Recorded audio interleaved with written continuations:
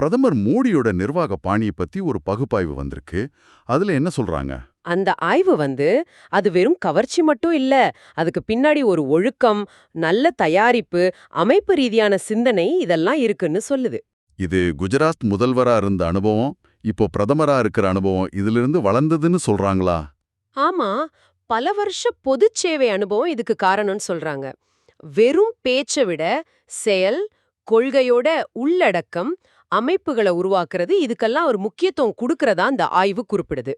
உதாரணத்துக்கு கூட்டங்களுக்கு போறதுக்கு முன்னாடி பல மணி நேரம் படிச்சு தயாராகிற பழக்கம் இருக்குன்னு சொல்றாங்க. சுதந்திர தின உரைய கூட வெறும் கொண்டாட்டமா பார்க்காம விக்சித் பாரத் திட்டத்துல எல்லாரையும் பங்கேற்க அழைக்கிற ஒரு செயல் திட்டமா மாத்துனதா சொல்றாங்க. கொள்கைகளை வெறும் காகிதமா பார்க்காம நடைமுறைக்கு ஏத்த மாதிரி மாத்திக்கிறத பத்தியும் சொல்லுது இல்லையா? ஜிஎஸ்டி எளிமைப்படுத்தினது மாதிரி. கரெக்ட். அதான் கொள்கைய ஒரு வாழும் கருவியாக, policy as a living instrument பார்க்கறதுன்னு அந்த ஆய்வு சொல்லுது. ஜிஎஸ்டில வரி அடுக்குகளை குறைச்சது, நடைமுறைகளை எளிதாக்கினதெல்லாம் சிறு வணிகங்களுக்கும் மக்களுக்கும் நேரடியா வேகமா பலன் கொடுத்தது. இது வெறும் நிதி கணக்கு வழக்கு சம்பந்தப்பட்டதில்ல. இல்ல, இது அன்றாட குடிமக்கள், வியாபாரிகளோட அனுபவத்தை மையமா வச்சது. இந்த தழுவல் தன்மை ஜிஎஸ்டி கவுன்சிலுக்குள்ள மத்திய மாநிலங்களுக்கு இடையிலான தொடர்ச்சியான பேச்சுவார்த்தை, அதாவது கூட்டுறவு கூட்டாட்சியையும் காட்டுது. இத ஒரு பெரிய படத்தோட இணைச்சா இது செயல்பாடு சார்ந்த நிர்வாகம் பத்தினது. குடிமக்களே மையமா வச்ச அமைப்புகள் பத்தியும் சொல்லப்பட்டிருக்கா? ஆதார், வங்கி கணக்கு, மொபைல், அந்த ஜாம் ட்ரினிட்டி. ஆமா, அது அரசு சேவைகளை வழங்குற அடிப்படை கட்டமைப்பைய மாற்றி அமைச்சிருக்கு. பலன்கள் இப்போ சரிபார்க்கப்பட்ட குடிமக்களுக்கு நேரடியா போகுது, கசிவுகள் குறையுது. கொள்கை வடிவமைப்பும் புள்ளி விவரங்களை அடிப்படையா வச்சு நடக்குதா?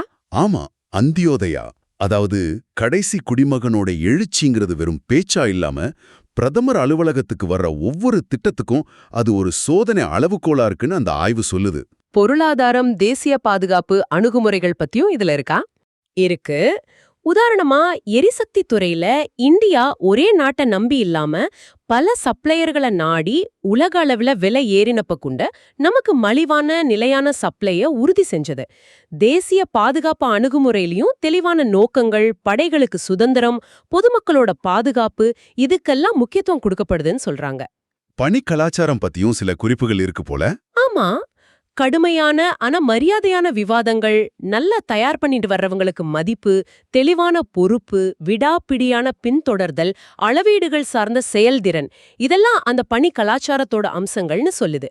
இது பிரதமர் மோடியோட பிறந்த நாள் வர்ற விஸ்வகர்மா ஜெயந்தியோட இணைச்சு பார்க்கப்படுது. அதாவது பொது வாழ்வுல நிலைச்சு நிக்கிறது சிலைகள் இல்ல, நிறுவனங்கள், தளங்கள், தர நிலைகள் தான்னு சொல்ற மாதிரி.